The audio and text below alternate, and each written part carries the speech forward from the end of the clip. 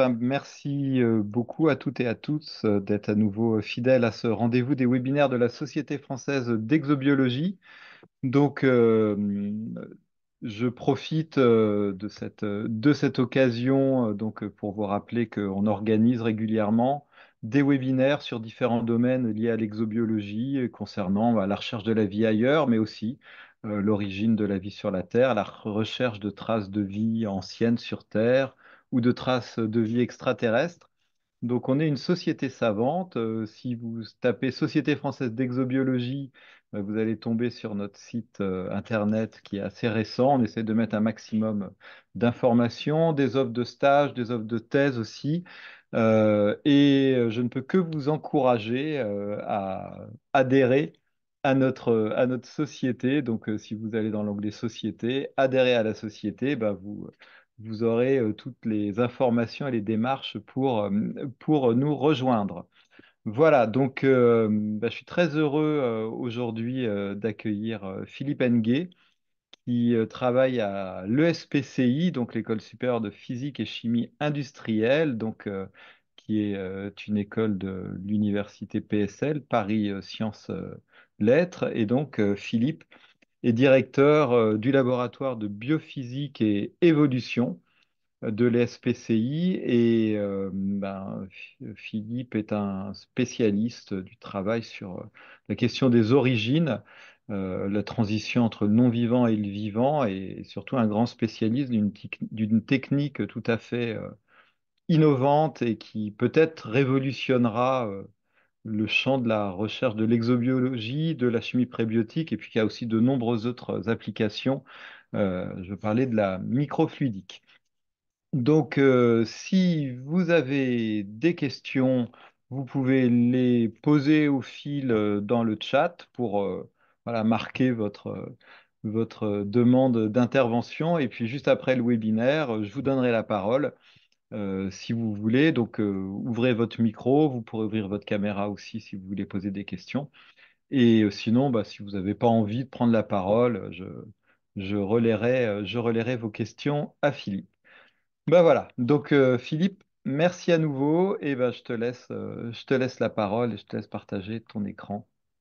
Merci Hervé pour l'invitation et l'introduction. Et puis bonjour, bonsoir à tous. Il y a pas mal de personnes que je connais dans l'audience, donc ça fait plaisir de voir. Et puis les personnes que je ne connais pas encore également. Alors, hop, j'ai choisi ce titre qu'on avait utilisé comme une introduction d'un article avec Cyril Jancola qui est ici. Euh, à partir d'une citation de Albert Eschenmoser. Alors, on va y arriver après, pardon.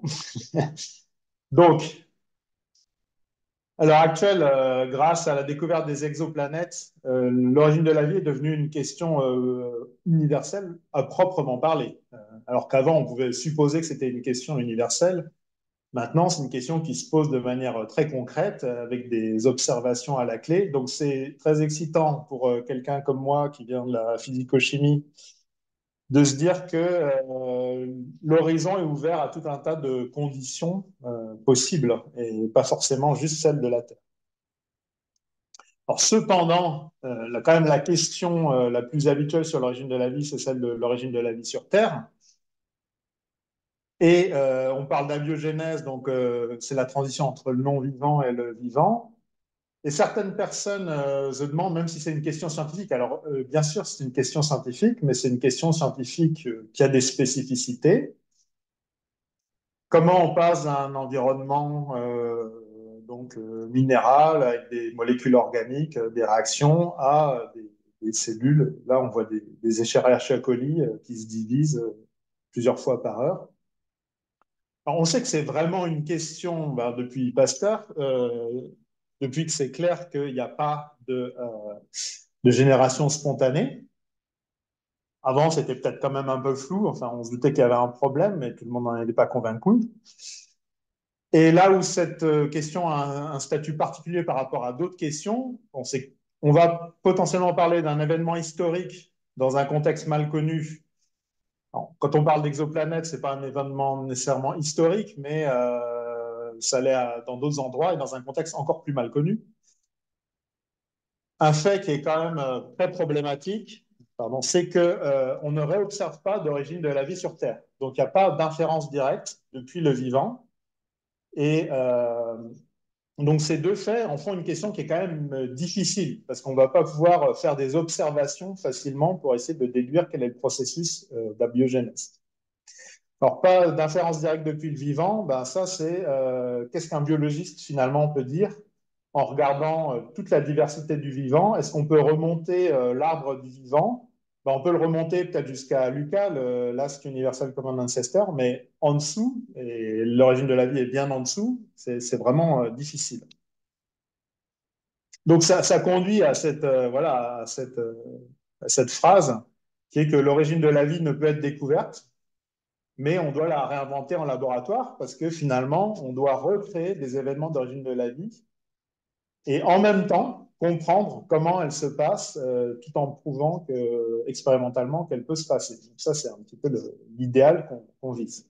Alors, ce qu'on essaye de faire au laboratoire, on n'est pas les seuls à essayer de faire ce genre de choses, mais c'est donc à mettre en œuvre des mélanges chimiques qui pourraient amorcer un processus de type vivant. Donc c'est une question qui reste encore complètement ouverte à l'heure actuelle et il n'y a pas de scénario accepté et même les principes d'émergence de la vie ne sont pas bien établis. C'est pourquoi on s'autorise aussi à faire beaucoup de choses. Vous allez voir, je vais vous montrer des systèmes expérimentaux. On ne peut pas toujours trouver un réalisme exact dans ces systèmes expérimentaux parce on est déjà assez content d'arriver à mettre en œuvre des processus qui ressemblent à des processus vivants, même dans des systèmes parfois très artificiels. Donc ça nous permet de répondre éventuellement à cette question des grands principes de la biogénèse. Peut-être pour rendre la question un peu plus étroite qu'avoir une terre primitive et des cellules, alors il y a l'expérience de Miller que vous connaissez tous. On peut faire des mélanges, les soumettre à des conditions, certaines conditions de réactivité, éventuellement, d'ailleurs même après les mettre hors équilibre, c'est-à-dire réalimenter en permanence le réacteur ou amener de l'énergie. Et puis se demander si on pourrait avoir des processus moléculaires qui ressemblent à ceux qu'on a dans le vivant. Donc ici, on ne marche pas, mais on a une vidéo de réplication de l'ARN, de l'ADN, avec les deux brins d'ADN qui sont recopiés. On voit, en tout cas sur cette image, qu'on a une machinerie extrêmement complexe. Et alors là, même si on a réduit la question, le saut entre les deux reste absolument colossal.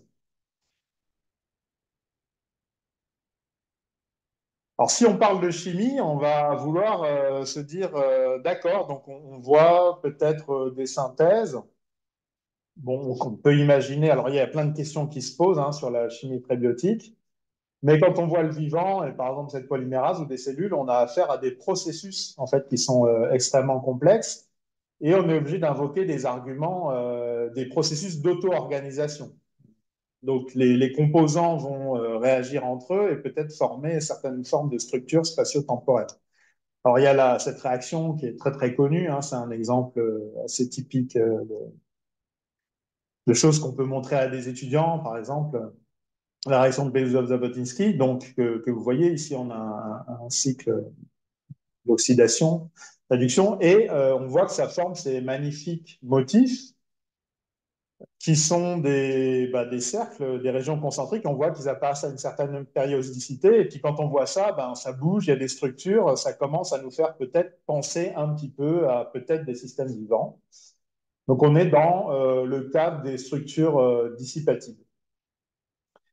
Alors, avoir des réactions, amener de l'énergie, avoir des structures qui apparaissent, ça nous indique que bon, c'est possible d'avoir de l'auto-organisation, mais là, on est quand même encore très très loin du vivant.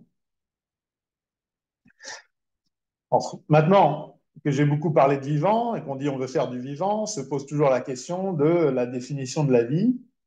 Alors, le vivant est tellement vaste et toute frontière qu'on pourrait donner au vivant peut être. On peut toujours trouver un contre-exemple. Je sais pas, au milieu, je mets le fameux blob, on a tous entendu parler, bon, on peut en discuter très très longtemps de cette question de la définition du vivant. Alors, bon, là, c'est ce qu'on appelle la définition de la NASA, un système chimique auto-entretenu capable d'évolution darwinienne. Disons que nous, on l'utilise comme définition de travail. Donc, ça prétend pas être une définition universelle fixée et exacte. Mais en tout cas, ça définit des propriétés de systèmes chimiques, physico-chimiques, qu'on trouve pas dans les systèmes physico-chimiques qu'on connaît habituellement, à part le vivant. Donc ça positionne à la fois un défi plus général que trouver le vivant tel qu'on le connaît, puisque c'est une définition qui a aussi été faite pour se dire, OK, si on voit de la vie ailleurs, comment on la reconnaîtrait Donc il nous faut quelque chose qui est potentiellement quand même un peu différent ou plus général que le vivant. Et puis ça nous met aussi au milieu entre le vivant tel qu'on connaît et la physico-chimie, parce que peut-être qu'un système physico-chimique qui aurait ces propriétés, on ne le considérait même pas comme vivant, nous. Mais en tout cas, clairement, si on arrivait à en faire un comme ça, il serait très différent de tous les systèmes physico-chimiques qu'on connaît. Donc ici, on voit les jardins chimiques, par exemple. Bon, c'est des structures, pareil, d'oxydoréduction qui croissent, puis ça fait des jolies formes, une sorte de morphogénèse. Bon, quand on voit ça, on peut se demander est-ce que c'est vivant? Donc cette définition, si on l'appliquait ici, on dirait ben non, c'est pas vivant, bien que ça soit tentant de dire que ça ressemble à un truc vivant, parce qu'il y a ces propriétés. Alors dans cette définition aussi, ce qui est intéressant, c'est qu'il y a deux volets. Le caractère auto-entretenu, donc là, on est plutôt sur le volet dit du métabolisme. Et puis l'évolution darwinienne, ben, sur le côté plus génétique, plus évolution, il faudra arriver à mettre les deux ensemble. Alors, bon, pour faire un peu le lien de la biogénèse avec la question de l'évolution, c'est intéressant du point de vue historique de se dire aussi que c'est une question encore très difficile à accepter pour beaucoup de gens sur cette planète. Il y a de l'évolution parce que finalement, on est en train de décrire l'état actuel à partir potentiellement de petits changements, enfin, petits ou moins petits, mais qu'en tout cas, ces changements sont accumulés sur des échelles de temps dont on est incapable d'avoir une représentation mentale. Et finalement, l'idée qu'il y a des changements qui se passent sur des très très longues échelles de temps et que ce qu'on observe maintenant n'est que le résultat de ça, bah, c'est une idée qui vient de l'astronomie dans le premier temps, à partir de ces variations des orbites. Au début, on pensait que tout était très stable. Donc, en parallèle de cette notion de changement qui peut se passer sur des très longues échelles de temps, on a aussi finalement à peu près vers la même époque, des débuts de classification du vivant par Linné, mais sans un schéma explicatif. Donc, bon, les idées ont fait leur chemin jusqu'à Darwin, et puis après, un schéma d'explication apparaît. Donc, il y a un principe qu'on appelle l'évolution darwinienne, que certains définissent de manière équivalente comme évolution par sélection naturelle, qui est que des accumulations de changements sur des temps longs expliquent la diversité naturelle, à la fois les différences et puis aussi les proximités entre les organismes. Alors ça vaut toujours le coup de revenir sur cette définition de l'évolution darwinienne, parce que maintenant qu'on va essayer en laboratoire de faire des systèmes darwiniens, il faut qu'on arrive à refaire ces propriétés. Donc peut-être le moyen le plus court de présenter tout ça, c'est de dire qu'on a un principe par lequel chaque variation, si utile, est préservée. Donc ça c'est une phrase de Darwin. On peut découper ça en des propriétés. Donc, variation, il peut y avoir des changements. Sélection, ces changements ont une valeur sur la survie, par exemple, et sur la capacité à se reproduire. Et puis, la reproduction avec hérédité, c'est que ces variations dans les traits, dans les observables, sont transmises de génération en génération. Ce qui est quand même implicite dans cette définition, mais qui va avec le schéma à côté, c'est que tout ça se passe sur un arbre. Donc, c'est qu'il y a des entités qui se divisent, qui peut-être, elles, ont leur chemin de vie, puis se redivisent et se multiplient. C'est implicitement contenu dans la notion de reproduction. Alors, je vais vous montrer deux types d'expériences, une qui est plus proche du métabolisme et une qui est plus proche de la génétique. Mais moi, je travaille surtout sur l'hypothèse du monde ARN, donc c'est, je dirais, peut-être l'hypothèse la plus répandue sur l'origine de la vie et la biogénèse.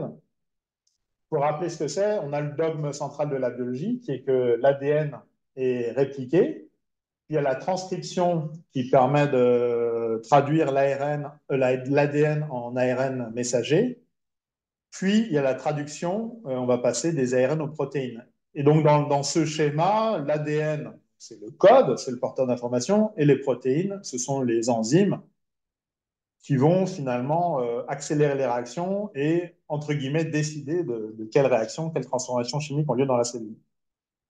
Alors, l'hypothèse du monde ARN, elle a été formulée très tôt, mais elle a été déjà bien plus tard, donc dans les années 80, euh, confirmée. En tout cas, un premier indice fort, c'était le fait que les ARN puissent être des catalyseurs. Donc, les protéines ne sont pas les seuls catalyseurs. Les ARN peuvent aussi être des catalyseurs.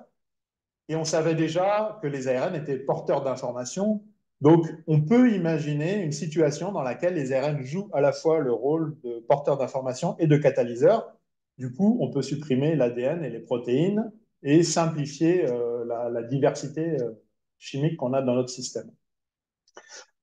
Alors, bon, une fois qu'on a dit ça, il reste de manière évidente des problèmes. Ce n'est pas en supprimant la diversité moléculaire qu'on va résoudre le problème de l'origine de la vie. Mais ça simplifie, je dirais, déjà certains problèmes de type BDS. Alors, cette hypothèse a été encore renforcée dans les années 2000 quand on s'est rendu compte que le ribosome qui est donc la machinerie qui fait la traduction des ARN en protéines, est lui-même un ribozyme, c'est-à-dire c'est un ARN catalytique.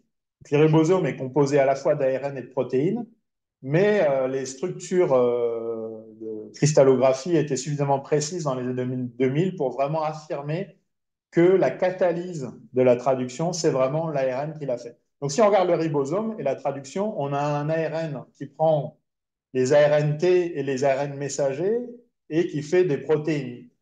Donc, c'est un indice, en tout cas à l'échelle moléculaire, qu'il y a une forme de hiérarchie, peut-être quelque chose de l'histoire qui est resté, où les ARN font les protéines. Alors, le système qu'on utilise, nous, dans le laboratoire, c'est un système qu'on n'utilise pas ce qui marche. Donc, on utilise des fragments d'ARN ici que vous voyez et ils vont être capables de s'auto-assembler par des complémentarités de base. Et quand on a cet auto-assemblage qui, dans un premier temps, est un peu fragile, parce qu'on a 4 morceaux qui arrivent là, comme ça, ensemble, et ça flotte un petit peu. Imaginons qu'on ait un assemblage fait des mêmes constituants, mais où tous les morceaux sont attachés ensemble. Donc, c'est ce qui est représenté schématiquement par cette molécule violette. Elle va être capable d'attacher les bouts, les bras, qui étaient juste auto-assemblés, mais maintenant qui font une molécule complète. Donc, on en avait un, on en a deux, puis maintenant qu'on en a deux, ben, on peut en avoir quatre, et comme on en a quatre, on en a huit, etc. Donc, on peut imaginer une amplification exponentielle à partir de là. Alors, ce système, comme je le disais, intéressant parce qu'il fonctionne, mais il a quand même un défaut, c'est que ce n'est pas très évident comment on va commencer l'évolution à partir de là. Donc, c'est le but, un des gros objectifs du laboratoire, c'est de voir si ce genre de réactions qui sont un peu coopératives permettraient d'amorcer l'évolution d'une manière rudimentaire. Une question qu'on s'est posée récemment, c'est d'accord, on a ce système modèle qui se reproduit par autocatalyse. Donc, c'est un mode de reproduction qui est quand même assez différent de la réplication, voire très différent de la réplication de l'ADN. Mais voilà, on en connaît un.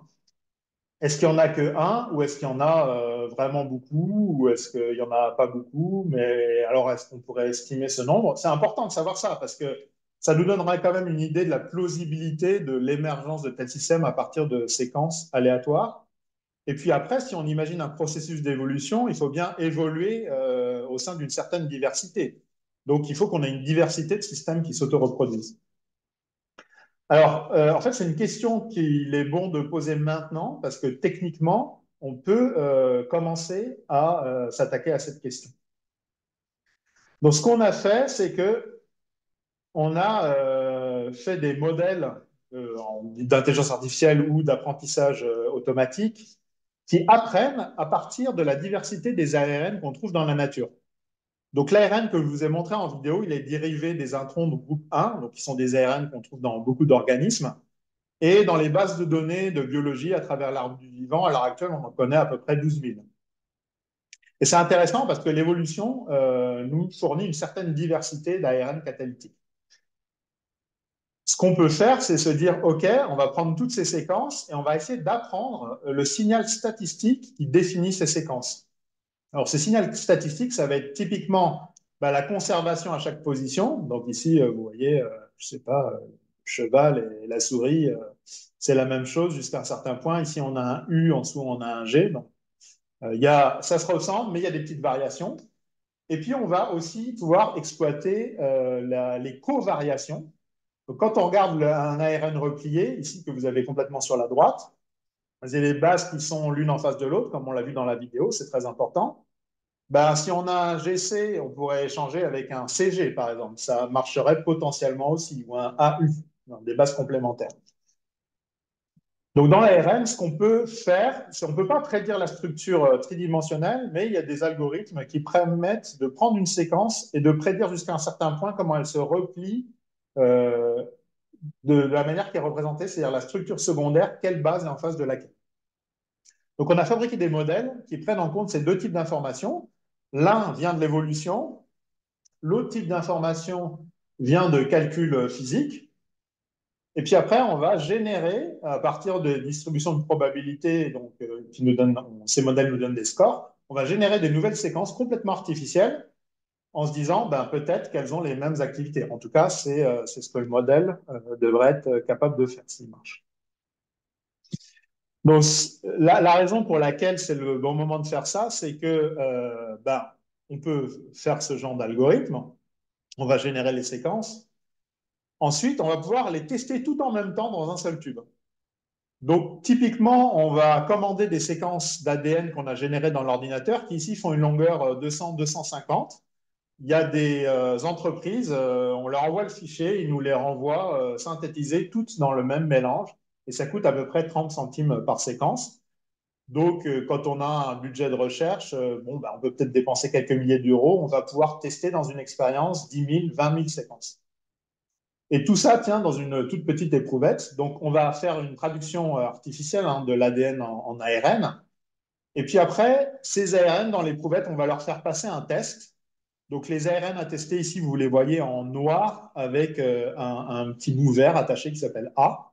Et le test qui passe, c'est d'attacher un ARN ici qui s'appelle sub1, donc substrat 1, en rouge, d'attacher la partie verte sur le substrat, d'échanger le substrat avec un nouveau substrat ici B, substrat 2, orange, et puis de s'attacher la partie orange dessus. Alors on va me dire c'est un petit peu bizarre de faire ça à un ARN. La raison pour laquelle ce test a été conçu, c'est que c'est un test qui imite ce qui se passe dans la nature jusqu'à un certain point. Donc c'est la fonction naturelle de cet ARN de faire ça. Et donc, on va pouvoir voir si nos ARN artificiels ont aussi cette fonction. Et puis, l'autre gros avantage de ce test, donc, qui a été conçu par Camille Lambert, qui était en thèse à l'époque, c'est qu'en séquençant la molécule d'ARN, on va voir si dessus il y a attaché le A en vert ou il y a attaché le substrat 2 en orange. Et donc, avec une machine de séquençage que vous voyez ici, on va pouvoir quantifier dans l'échantillon quelles séquences, quels mutants ont réussi à passer le test ou pas, en comptant le nombre de séquences vertes ou de séquences oranges qui sont attachées dessus.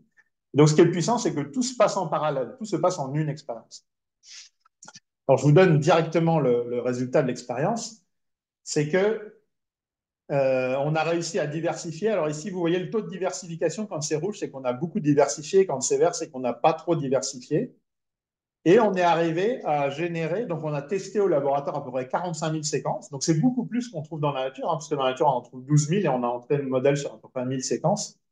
Et on a trouvé plus de séquences fonctionnelles dans notre expérience qu'on en connaît dans la nature. Donc ça, c'est bien, ça indique qu'on est à une époque où maintenant on peut générer en fait plus de données qu'on trouve de données dans la nature. On va peut-être pouvoir itérer ce processus. Mais en tout cas, à ce stade, on a testé 45 000 séquences, on a trouvé, je dirais, 15 000 d'actives.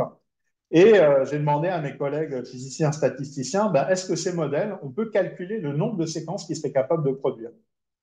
Et donc, c'est ce qu'ils sont arrivés à faire. Et là, on est confronté à cette diversité combinatoire complètement folle. Hein. Si vous regardez le nombre de séquences de longueur 200, vous allez faire 4 fois 4 fois 4, 200 fois. Donc, ça fait un nombre 10 puissance 120 qui est plus qu'astronomique, hein, largement plus. C'est un nombre combinatoire.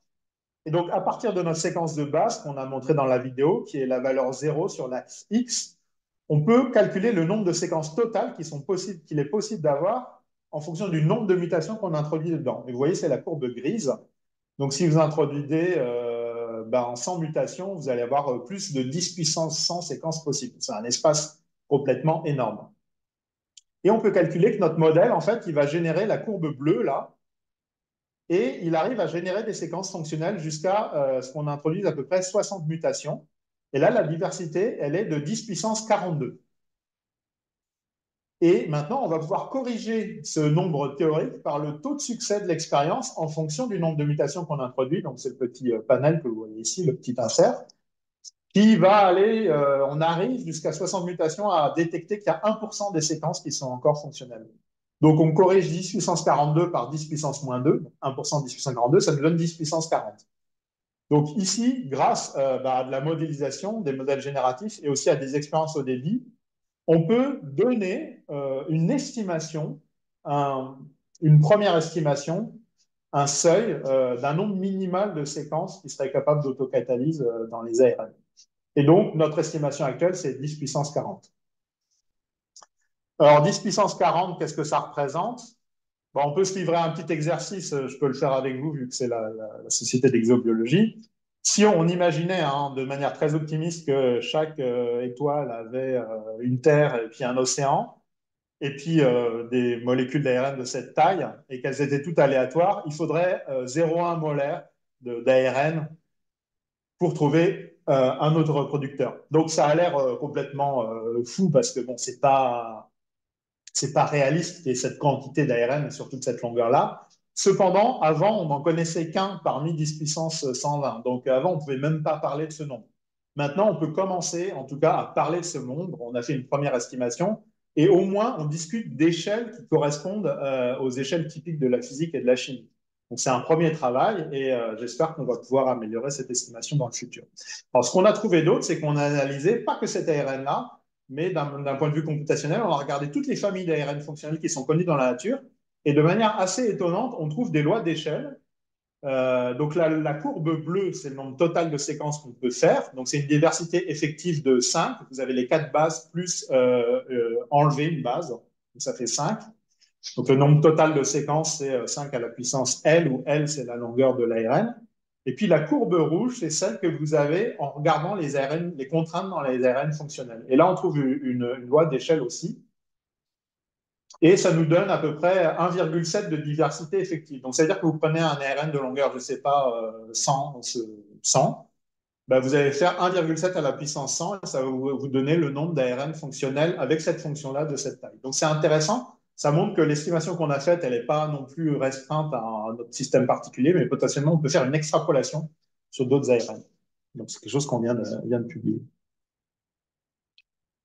Alors, OK, maintenant on sait qu'il y a pas mal d'ARN qui sont capables de se reproduire par autocatalyse. Et comme je le disais, le problème, c'est que ça ne nous donne pas vraiment un scénario d'émergence de l'évolution, parce que évoluer, c'est quand même autre chose.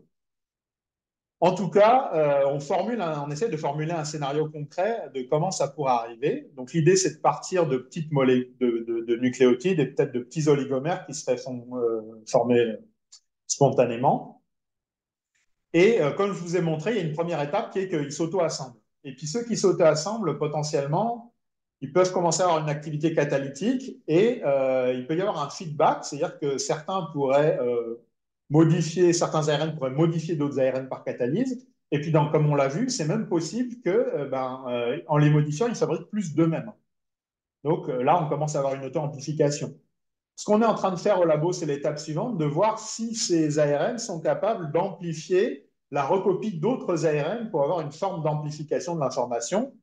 Et puis à partir de là, on pourrait peut-être imaginer que cette fonction pourrait commencer à évoluer de manière plus fine et utiliser des substrats, donc des oligomères ou des bases de plus en plus petites, jusqu'à enfin avoir une polymérase qui est un peu l'objet dont rêvent les biochimistes. Donc, une polymérase, ce serait un ARN qui recopie d'autres ARN nucléotide par nucléotide. Donc, on n'en est pas encore là, bien que des gens commencent à montrer que ces objets existent et ils ne peuvent pas se recopier eux-mêmes, mais ils peuvent recopier d'autres ARN. Donc, Hervé parlait de microfluidique. effectivement, c'est une spécialité du labo. Alors, la microfluidique, c'est une technique pour manipuler des fluides à l'échelle du micron ou entre le micron et le millimètre.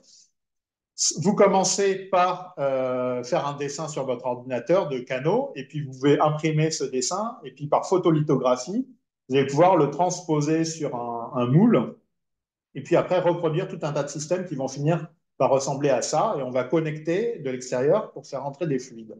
Donc dans ces fluides, nous, on va mettre de l'ARN, et on va analyser ce qui se passe à l'intérieur de ces petits canaux. Alors, je vais vous montrer, typiquement, on va utiliser ces petits canaux pour fabriquer plein de petites gouttes qui sont en quelque sorte des millions d'expériences en parallèle. Alors, ça peut être des milliers, voire des millions. Euh, ouais. Alors, je ne vais pas décrire en intégralité cette slide, mais il y a un problème qui a été posé très tôt dans l'origine de la vie, c'est celui de la catastrophe d'erreur. C'est-à-dire que si vous voulez vous recopier, qui c'est un peu l'étape à laquelle on prétend, vous avez ici, L, c'est la longueur de l'ARN. Alors, ça peut être la longueur d'un génome en général. Cette longueur est limitée par la fidélité. Donc ici, vous avez le taux d'erreur. On divise le coefficient de sélection par le taux d'erreur.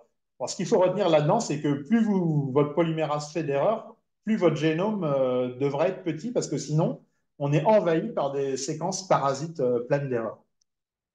Et ça pose un petit problème de seuil de complexité, parce que ça veut dire qu'il faut avoir un objet qui est assez long, qui soit assez fidèle, donc qui ait une activité catalytique assez élaborée, donc il faut qu'il soit long pour être suffisamment fidèle pour sa propre longueur. Alors, comme je le dis, c'est un peu compliqué, on sent qu'il y a un peu un paradoxe derrière. Donc c'est un gros problème pour l'origine de la vie, parce que ça veut dire que bah, si on commence tout petit mais qu'on fait trop d'erreurs, on va tout de suite disparaître. Donc ça pose vraiment un problème de saut de complexité. Alors, une façon de résoudre ce problème, c'est de faire des compartiments. Et là, on voit que les gouttes peuvent commencer à être intéressantes pour étudier ces problèmes. Alors, le modèle a été proposé par Chapman et Demeter en 87 d'abord, ça s'appelait le Stochastic Corrector Model. C'est que si on a ces objets qui se multiplient, mais qu'il y a des mauvaises copies ici en rouge, ben, quand on va compartimenter, on va limiter le problème, parce que quand il y a trop de composants rouges, trop de parasites, hop, le compartiment va mourir et on va un peu purger la population et arriver à maintenir des objets fonctionnels qui s'auto-reproduisent malgré les erreurs. Alors, le problème de ça, c'est que ce n'est pas forcément facile d'imaginer comment des cellules pourraient grossir et se diviser tant qu'on n'a pas eu l'évolution. Alors, je vous montrerai une solution potentielle après, mais ce n'est pas évident. Nous, ce qu'on a proposé, c'est que c'est possible aussi de se prémunir du seuil d'erreur jusqu'à un certain point en faisant quelque chose de beaucoup plus simple qui serait des compartiments transitoires. C'est-à-dire que toutes les molécules sont mélangées au début, et puis ça pourrait être des aérosols ou, je ne sais pas, des phases plus condensées qui se forment quand ça sèche. Ils formeraient plein de petits compartiments locaux, et on a la même chose, les objets se multiplient, et seuls les objets qui comprennent suffisamment de molécules fonctionnelles survivent, et après on remélange tout. Donc c'est la compartimentalisation transitoire, c'est beaucoup plus simple que le cycle cellulaire, et ça permet déjà d'avoir une sélection efficace contre les parasites. Alors ici, vous voyez une vidéo d'un circuit microfluidique. Typiquement, c'est des canaux qui font 20 microns, et vous avez de l'huile qui arrive par les côtés en haut, donc le schéma du dessus, et de l'eau avec les ARN qui arrivent au milieu. Et si vous voyez l'échelle de temps, c'est des millisecondes. Donc, on va produire des milliers de gouttes par seconde qui seront autant de petits réacteurs. Et dans ces petits réacteurs vont se passer les réactions. Donc, parfois, il y aura des variations aléatoires. Hein. Il y en a qui vont faire des erreurs, d'autres pas. Certains seront envahis par les parasites.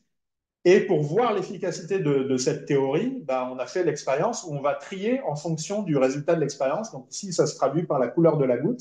En pratique, c'est une fluorescence qui va exister si la fonction est toujours là, et qui va disparaître si la fonction est perdue. Donc ça, c'est pareil, c'est des opérations qui se passent à peu près à 100 Hz. Donc on va pouvoir arriver à faire des sortes de faux cycles cellulaires avec la microfluidique, voir l'effet de la compartimentalisation, de la sélection, et puis séquencer les populations qu'on voit, les populations d'ARN qu'on voit au cours des cycles. Voilà, donc bon, on a montré que c'était possible. Je ne vous montre pas la théorie, mais c'est pour montrer une application de la microfluidique. Alors, un autre truc sur lequel on travaille à l'heure actuelle, c'est de finalement plus utiliser la microfluidique, mais d'en faire quand même, de revenir à cette vieille hypothèse des coacerva d'oparine. Donc, les coacerva, c'est des phases liquides qui sont auto-assemblés. Donc finalement, c'est des polymères typiquement chargés qui vont venir se rassembler et former une sorte de compartiment qui n'a pas de membrane, mais qui est quand même dense et qui va retenir les composants entre eux. Donc nous, on fait ces compartiments en mélangeant des ARN et des peptides chargés plus, donc la polylysine en l'occurrence. Et quand vous mélangez les ARN chargés moins et la polylysine, ben là, spontanément, vous allez avoir la formation de toutes ces petites, de toutes ces petites gouttes. Donc c'est vraiment une séparation de phase au sens thermodynamique. Et à l'intérieur de chacune de ces gouttes, ben, il va y avoir des ARN. Alors, ils servent à former la structure, mais ce qui est intéressant, c'est qu'ils peuvent aussi réagir à l'intérieur. Donc, toutes les réactions que je vous ai montrées avant, ben, cet objet va s'auto-assembler et à l'intérieur, il va commencer à se passer des choses.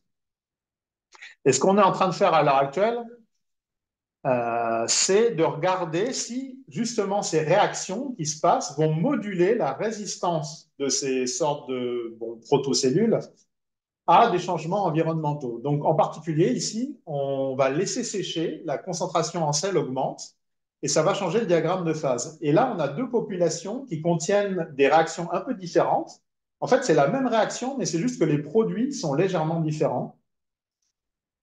Ah, dommage, elle ne marche pas. Peut-être si je sors de la présentation. Bon, désolé pour cette absence de preuve. Enfin, ce que vous allez voir, c'est que ce que vous verriez, c'est qu'il y a une population qui va disparaître et l'autre qui va rester stable alors qu'il y a un phénomène de séchage.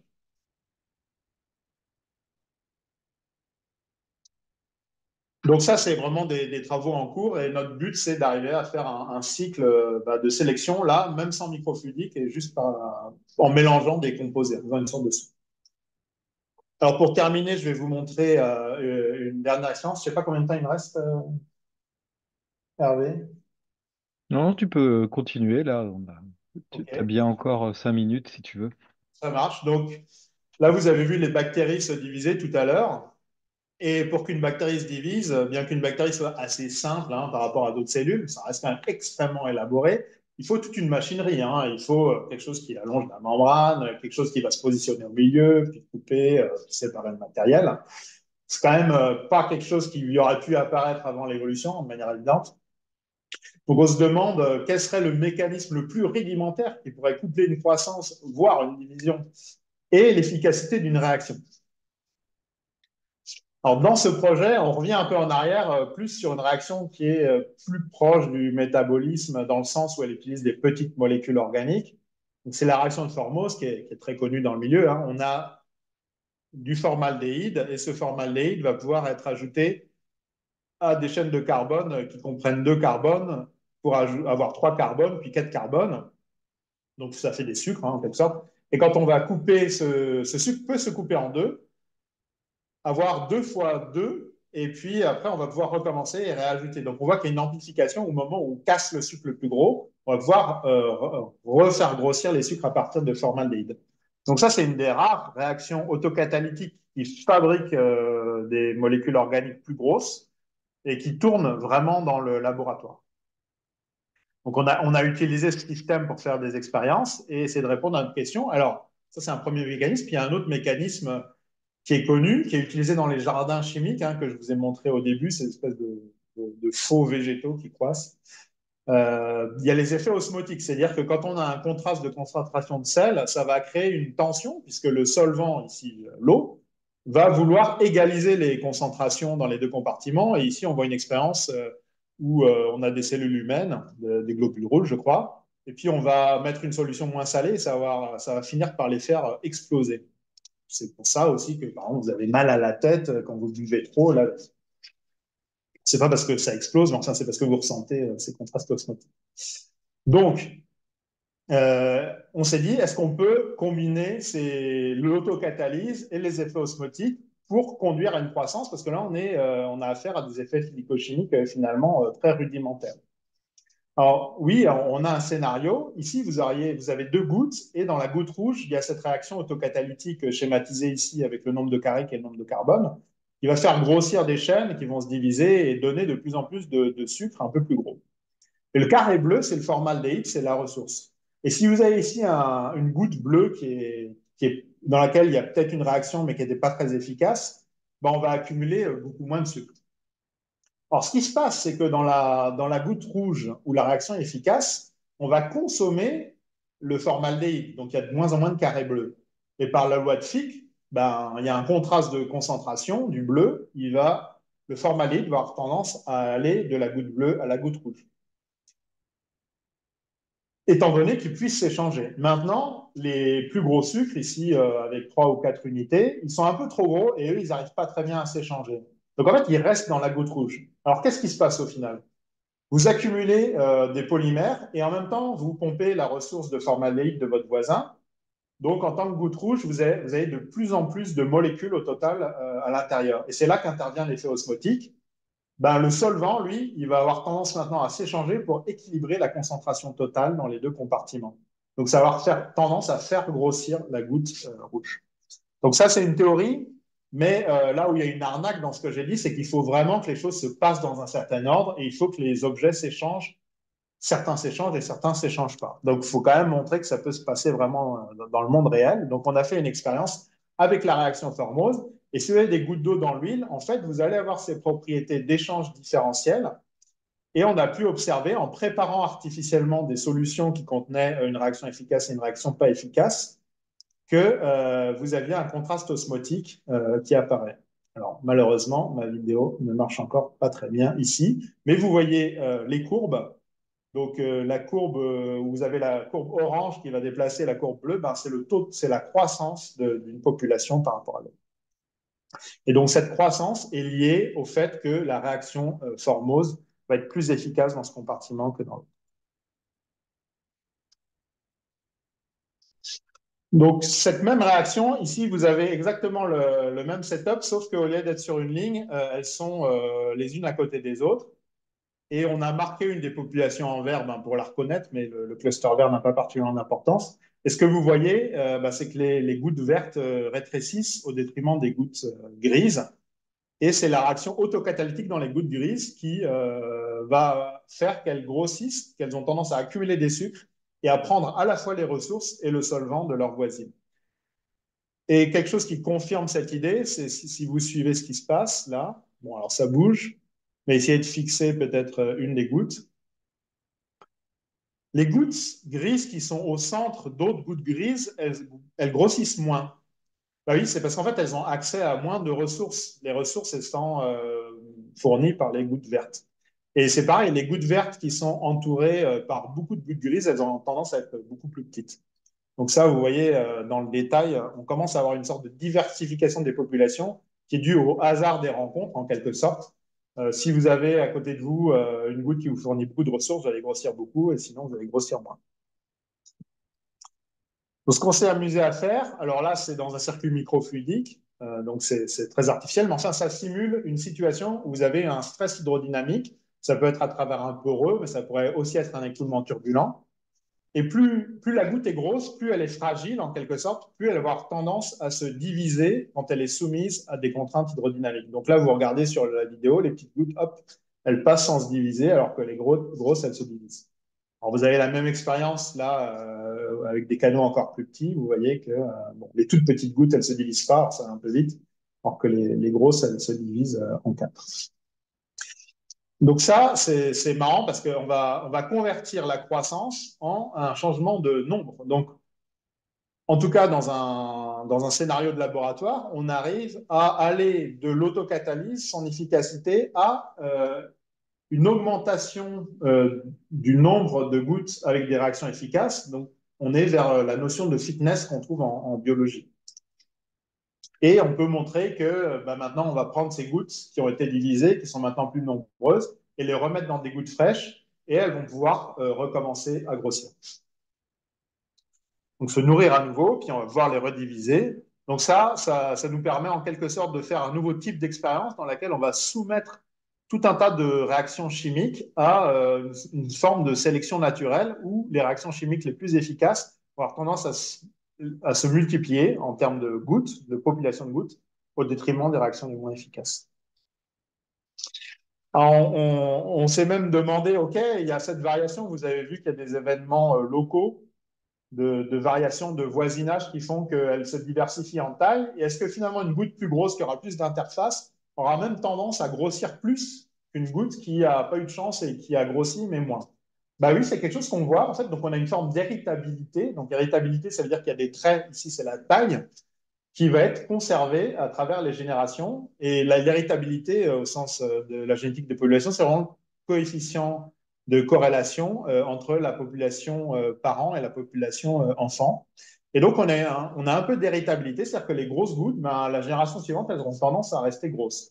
Sauf que le problème, c'est que comme il y a aussi ce facteur confondant du hasard de l'environnement, bah, on a une héritabilité, mais elle n'est pas très forte, c'est-à-dire qu'on va la perdre après quelques générations et à la fin, tout le monde va plus ou moins avoir le même état.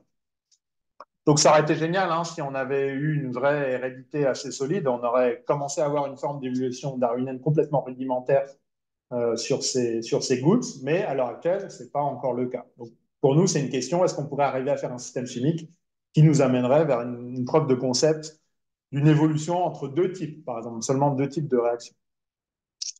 Alors, c'est peut-être le moment de faire le bilan. Je vous ai montré pas mal de choses avec des ARN, la réaction Formose, avec de la microfluidique. Donc, dans le cas de l'ARN, on a des ARN autoreproducteurs de manière autocatalytique. Hein, ce n'est pas des polymérases, mais ça s'autoreproduit quand même dans le labo. On a montré récemment qu'on pouvait diversifier ces ARN parce que la molécule que je vous ai montrée, c'est une recombinase, donc elle va avoir tendance à mélanger d'autres ARN. Et puis, on est en train aussi de montrer qu'on peut sélectionner des réactions ARN dans des compartiments comme les coacerva, parce que leur réponse aux stress environnementaux va être dépendante des produits de la réaction. Côté petites molécules et compartiments gouttes, ben, bon, l'autocatalyse, c'était démontré il y a très longtemps dans la réaction Formose. On voit qu'on peut avoir des mécanismes de croissance et même de diversification de sortes de protocellules modèles. Et on a même des mécanismes de sélection. Mais finalement, ce qui nous manque dans tout ça, bah, c'est l'hérédité, d'avoir une hérédité forte comme on l'a dans la génétique. Et ça, c'est vraiment la grosse question ouverte. Donc, on est en train d'essayer de faire des systèmes, je vous ai montré avec les ARN qui se recopient par morceaux, par fragments, d'avoir cette propriété. Mais c'est ce qui nous bloque pour faire même un premier système le plus simple possible qui serait capable d'évolution darwinienne. Donc, l'hérédité, pour moi, en tout cas de l'expérience du laboratoire, c'est vraiment ce qui distingue énormément la physico-chimie de la biologie. Donc, si on revient à Pasteur, voilà, peut-être quand même, hein, s'il avait mélangé les bonnes choses et qu'il avait bien regardé, il aurait peut-être vu du vivant. Je ne sais pas. En tout cas, on espère en arriver là un de ces jours. Un jour, merci. Eh bien, merci, merci beaucoup Philippe pour ton exposé passionnant. Donc, bah, c'est le temps des questions. Donc, est-ce que quelqu'un veut commencer à prendre la parole? Vous pouvez lever la main, vous pouvez poser une question dans le chat.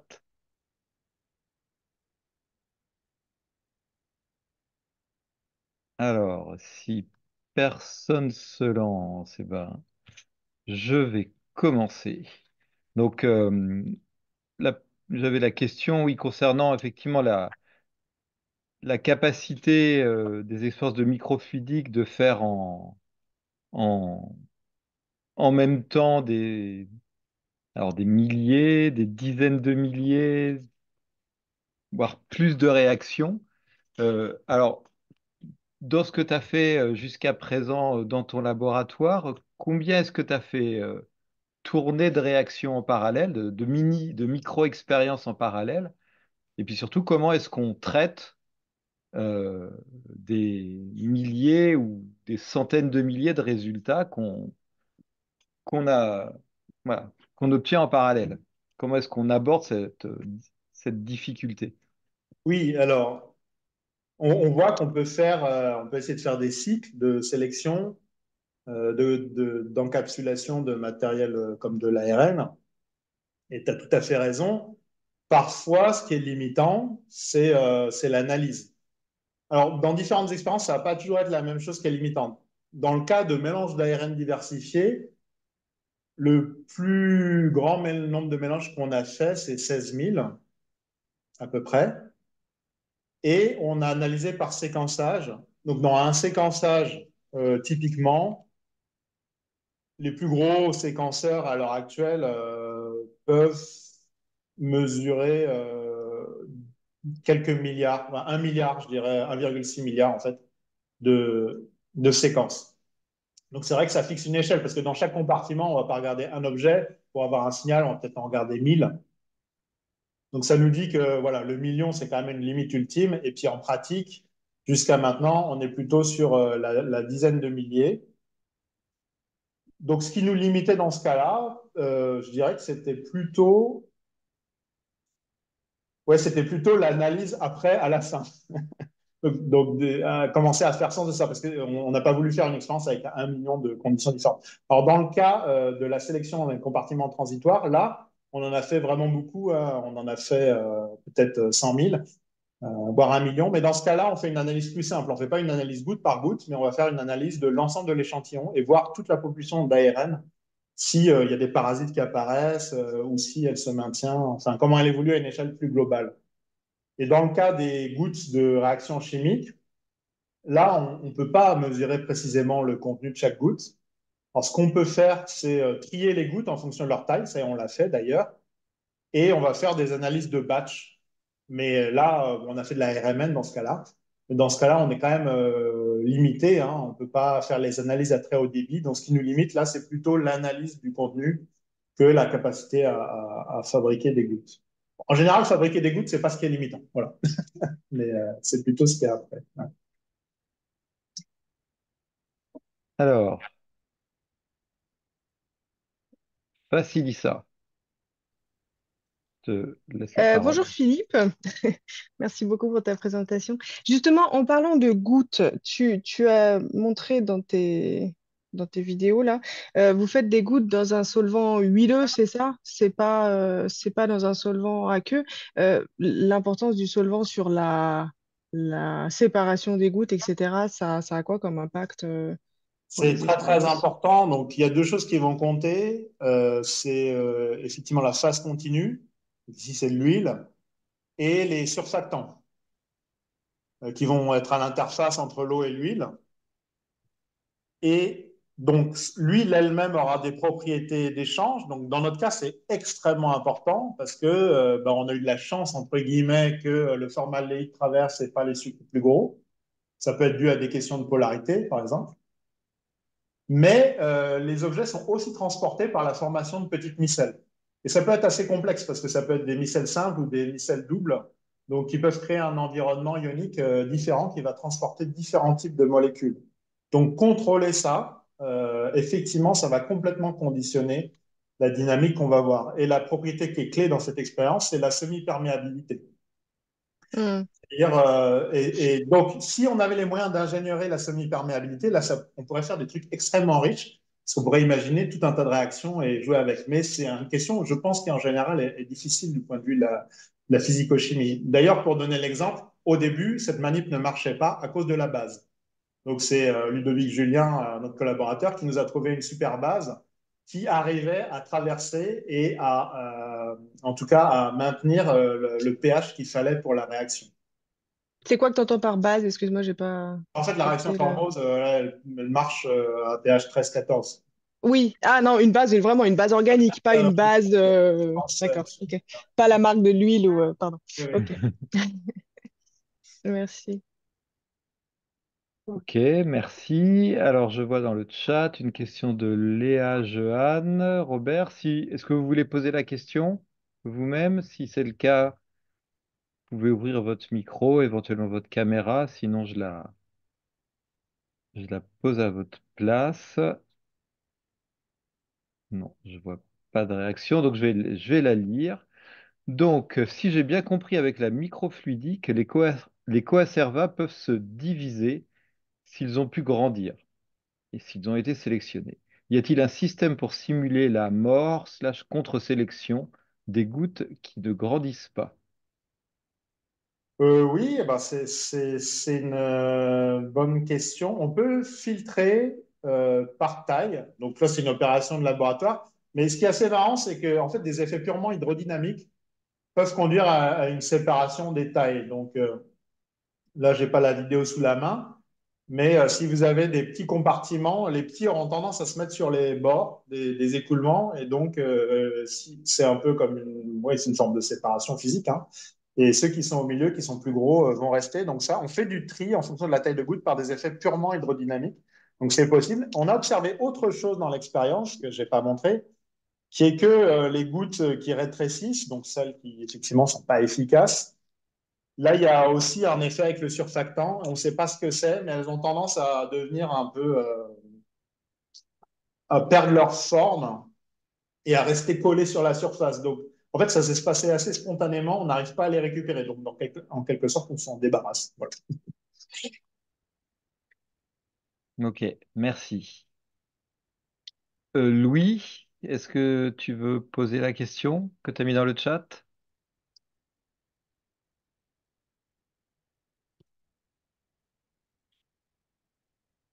Alors, je vais la lire. Donc, Louis Terre Ovanessian.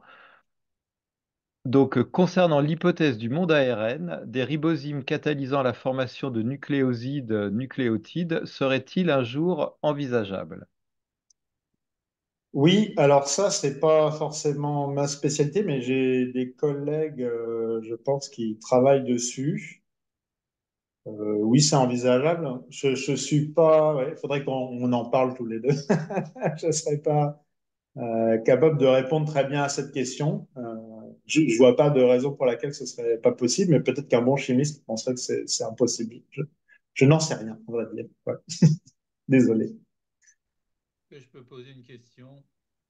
Oui, oui. Moi, c'est Daniel. Je suis un béotien. Je regarde la littérature, notamment pour regarder au fond quel est le combat que mènent les collègues chercheurs contre la contingence.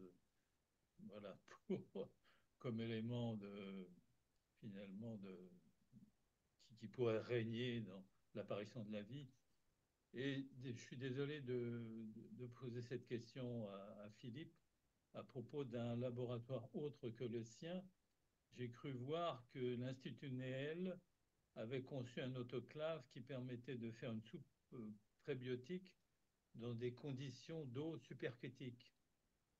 Est-ce qu'il est au courant de ces travaux? Est-ce qu'il échange avec l'Institut? Ou il n'est pas au courant en fait? Parce que je n'ai pas réussi à trouver des articles qui mettaient en évidence les résultats de cette expérience. Voilà, merci. Ouais, merci pour vos questions. Alors non, je ne suis pas au courant de cette deuxième expérience, mais ça a l'air très intéressant. Il faudrait que je me renseigne auprès de mes collègues. Donc désolé, je pourrais pas commenter. Peut-être qu'il y a eu une annonce et que c'est des expériences en cours. Donc ouais, j'ai pas d'infos particulières à donner là-dessus. Et concernant la première question, alors la question de la contingence, c'est vrai que derrière, alors peut-être vous avez quelque chose de plus particulier en tête, mais est-ce que si on parle d'un événement rare et contingent, ça peut poser un problème d'observation? Est-ce qu'on va réobserver, reproduire tout simplement l'expérience? D'un point de vue scientifique, c'est quand même un critère d'arriver à reproduire une expérience. Alors, cela étant dit, maintenant, je pense qu'on se rapproche plus de ce que j'ai montré dans la première partie avec l'apprentissage machine, qui est une approche statistique de l'origine de la vie. Moi, c'est plutôt ce que je rêve de développer, en fait, comme approche. C'est pas de dire, OK, j'identifie un événement hyper particulier, mais ce serait de dire, voilà, il y a toute cette série d'événements qui auraient pu se passer. Alors, c'est l'un de ceux-là, et on essaye d'évaluer cette, la probabilité de tous ces événements. Mais pour moi, on n'arrivera jamais à dire, bah, c'était cet ARN, donc c'est comme ça que j'essaie de résoudre cette question. Alors, ça pose un défi expérimental, c'est qu'il faut être capable de scanner, de cribler statistiquement toutes ces conditions, mais je pense que bah, avec les outils qu'on a montrés, on est en mesure de le faire. C'est vraiment une très bonne question parce que dans le fond, je pense que c'est ce qui conditionne vraiment pour moi le développement des approches qu'on a. C'est vraiment de cribler beaucoup d'exemples et d'arriver à faire une statistique plutôt que d'identifier un événement particulier. Merci de dire à un béotien qui peut me donner des questions pertinentes. Merci. Merci beaucoup.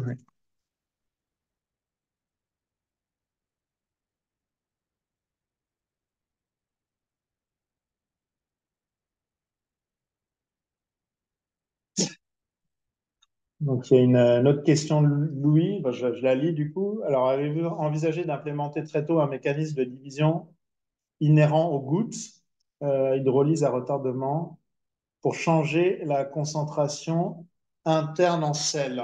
Alors, non, on n'a pas envisagé ça. Alors, je dirais, alors, oui, il y a quand même, est-ce que, donc là, on force hein, la division des gouttes. Donc, ça, c'est la question, est-ce que ça pourrait être un mécanisme autonome? Sur les gouttes d'eau dans l'huile, qui reste quand même un système très, très modèle, je ne vois pas trop comment on pourrait le faire. Par contre, sur les coacerva, enfin, parce que la tension de surface est quand même très, très forte, donc les cellules les gouttes sont très stables. Mais sur les coacerva, on peut se poser la question. On a plutôt le problème avec les coacerva, comme c'est une phase métastable qui va avoir tendance à se, comment dire, fusionner les uns avec les autres.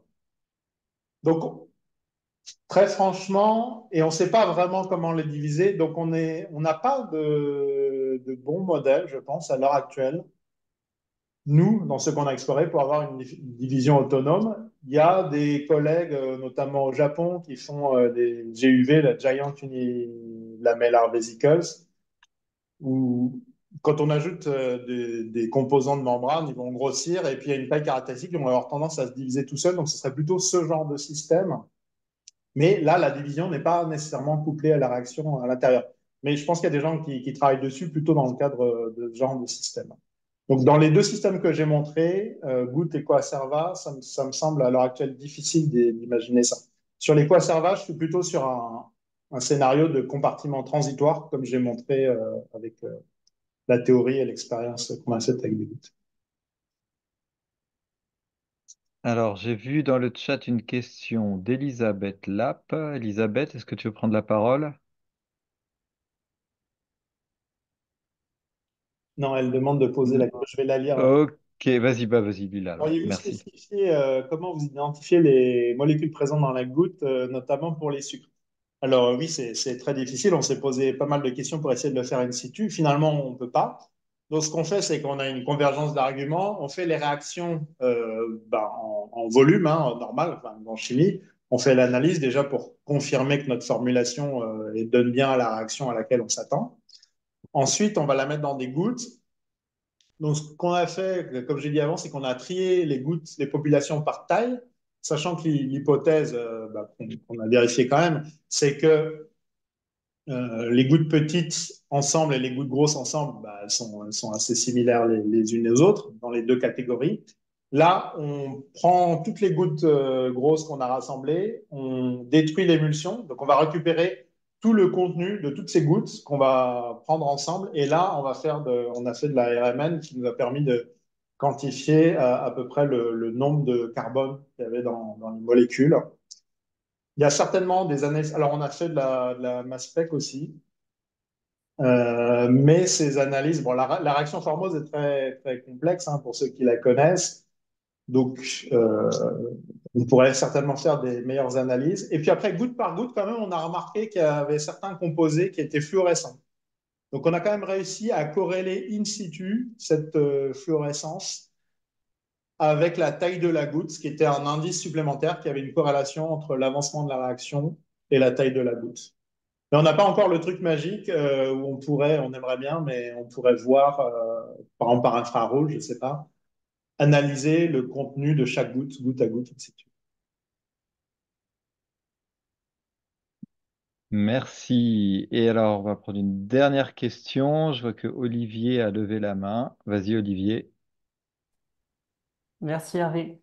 Et merci pour votre présentation. Je ne connaissais pas ces travaux, donc j'étais très, très heureux de découvrir toutes ces nouvelles choses par rapport au travail sur l'origine de la vie. Alors, je me posais une question que je vais essayer de bien formuler, mais je ne suis pas sûr, hein, mais bon. Euh, vous dites donc l'hérédité, c'est sans doute ce qui est le plus difficile à faire au laboratoire. Et en fait, quelle est la définition exacte de l'hérédité? Est-ce que c'est la reproduction avec des erreurs? Parce que je me suis posé pas mal la question sur les premières slides, quand vous dites, bon, ben, la vie, c'est la variation, la sélection, la reproduction avec hérédité. mais finalement, il y a des liens entre ces trois choses. Donc, ou peut-être que, voilà. Qu'est-ce que c'est l'hérédité, en fait? Euh, Oui, c'est une question difficile parce que c'est avoir les propriétés, c'est une question avoir les propriétés darwiniennes, c'est une chose, mais les combiner, c'en est une autre techniquement, mais aussi conceptuellement. Donc, quand on dit reproduction, déjà, il y a une petite ambiguïté parce que si on dit qu'on reproduit, déjà implicitement, on a l'impression de dire que s'il y a différents types, bah, ils vont se reproduire en eux-mêmes.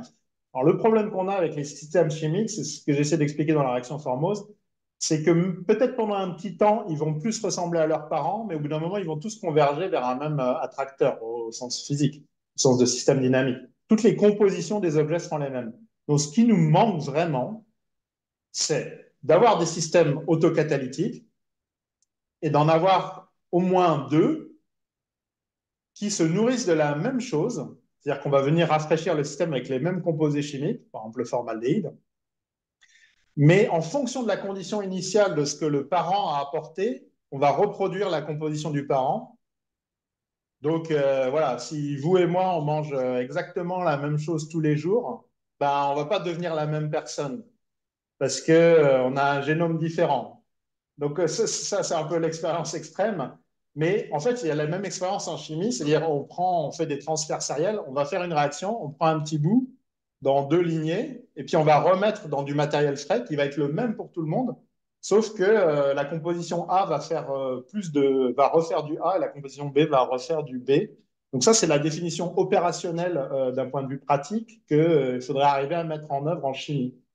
À partir du moment où on a deux réactions autocatalytiques qui sont en quelque sorte orthogonales dans le sens où elles font plus de leurs composés à partir de leurs propres composés, mais en consommant la même chose, c'est là la subtilité.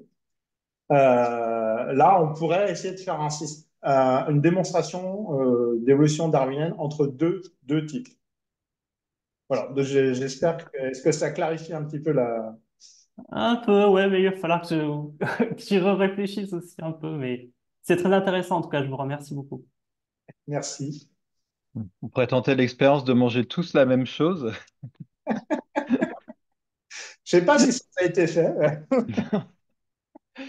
Bon, en tout cas, ben, merci à nouveau Philippe hein, pour l'exposé que tu nous as proposé, pour la clarté aussi de toutes tes réponses. Et je remercie aussi toutes les personnes qui ont suivi ce webinaire. Donc, il n'y aura pas de nouveau webinaire avant l'été, mais on a déjà réfléchi avec le CA de la SFE pour vous proposer, alors en septembre ou début octobre, un nouveau webinaire et je pense qu'on va aller explorer les questions de protection planétaire. C'est l'idée qu'on a eue parce que c'est un sujet aussi tout à fait d'actualité et au cœur de l'exobiologie. Donc, on va passer des micro-gouttelettes aux planètes et aux objets du système solaire à explorer. Merci encore et ben, je vous souhaite à toutes et tous une excellente soirée et à bientôt, j'espère. Au revoir.